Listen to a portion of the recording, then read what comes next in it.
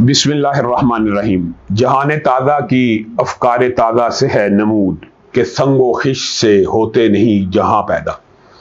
معزز سامعین گرامی قدر، 30 مئی جمعیت اہل حدیث پاکستان کا یوم تاسیس ہے۔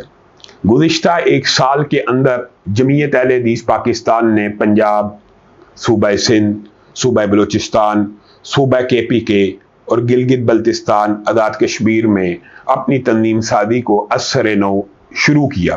یہ ایک الگ لمبی داستان ہے کہ جمعیت اہل حدیث کو تحلیل کر کے کسی دوسری جماعت کے ساتھ صلح کرنے کا کیا فائدہ ہوا، کیا نقصان ہوا، لیکن اللہ کے فضل و کرم سے ایک سال کے اندر جمعیت اہل حدیث نے ملک بھر کے اندر 40,000 سے زائد کارکنوں کا جو ہدف تھا اس کو پورا کیا۔ ہمارا ہدف 40,000 رجسٹرڈ کارکنان تھے جو ہم نے ایک سال میں پورے کیے۔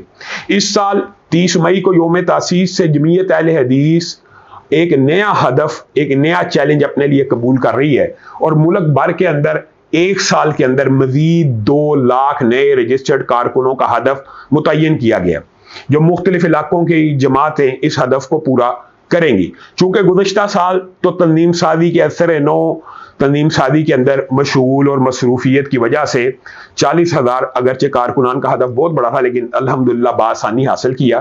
اس سال اس ہدف کو اس لیے بڑھا دیا گیا ہے کہ بیشتر مقامات کے اوپر تنظیم سازی مکمل ہو چکی ہے۔ جمعیت اہل حدیث پاکستان کے نام سے جتنی مسجدیں پہلے سے رجسٹرڈ تھیں، ان کے لیے بھی یوم تاسیس کو ایک نوٹس جاری ہوگا کہ وہ دوبارہ اپنا رجسٹریشن سرٹیفکیٹ جمعیت اہل حدیث پاکستان کے دفتر سے حاصل کریں، ورنہ جو انتظامیہ ہیں ان کو عبوری طور کے اوپر، یا امام اور خطیب ہیں جو جمعیت اہل حدیث کے نام رجسٹرڈ مساجد ہیں، ان کو عبوری طور پہ معطل کر دیا جائے گا۔ قبل اس کے کہ ان کو معطل کیا جائے، وہ جمعیت اہل حدیث کے دفتر سے اپنی اثر نو رجسٹریشن اور سرٹیفکیٹ حاصل کریں۔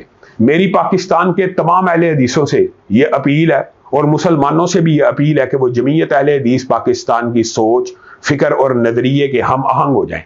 آپ سیاسی طور کے اوپر مسلم لیگ نون کے ساتھ چلتے ہیں، PTI کے ساتھ چلتے ہیں، دیگر پارٹیوں کے ساتھ چلتے ہیں، تو جمعیت اہل حدیث بذات خود آپ کے لیے ایک سیاسی پلیٹ فارم ہے۔ آپ نے فیصلہ کرنا ہے کہ آپ نے جمعیت اہل حدیث پاکستان کا ساتھ دینا ہے کہ ان جماعتوں کا ساتھ دینا اپنے مسلک کی، جن کا معاشرے میں کردار صفر ہے، جن کا معاشرے میں کردار اپنوں کا راستہ روکنا ہے، جن کا معاشرے میں پورے سال یہ کردار رہا ہے کہ کسی کا راستہ روکا جائے، جن کا معاشرے میں یہ کردار ہے کہ اپنوں کے اوپر پرچے کروائے جائے، جن کا معاشرے میں یہ کردار ہے کہ ان کی اپنی جماعت کے علماء بھی گرفتار ہوں تو ایک فون نہ کیا جائے، ان کی اپنی مساجد کے اوپر پابندیاں لگیں تو کھلوانے کی جستجو اور کوشش نہ کی جائے۔ اللہ کے فضل و کرم سے جمعیت اہل حدیث پاکستان نے ایک سال کے اندر 20 علماء کے مقدموں کو لڑا، سینکڑوں مساجد کے مقدموں کو لڑ رہی ہے۔ تو آپ لوگوں نے فیصلہ کرنا ہے اس شہید قائد کی صدا کے اوپر لبیک کہتے ہوئے کہ اٹھو، زمانہ تمہارے قدموں کی چاپ کا منتظر ہے، آندھی بن کے نکلو، طوفان بن کے چھا جاؤ۔ اور یہ کیسے ہوگا؟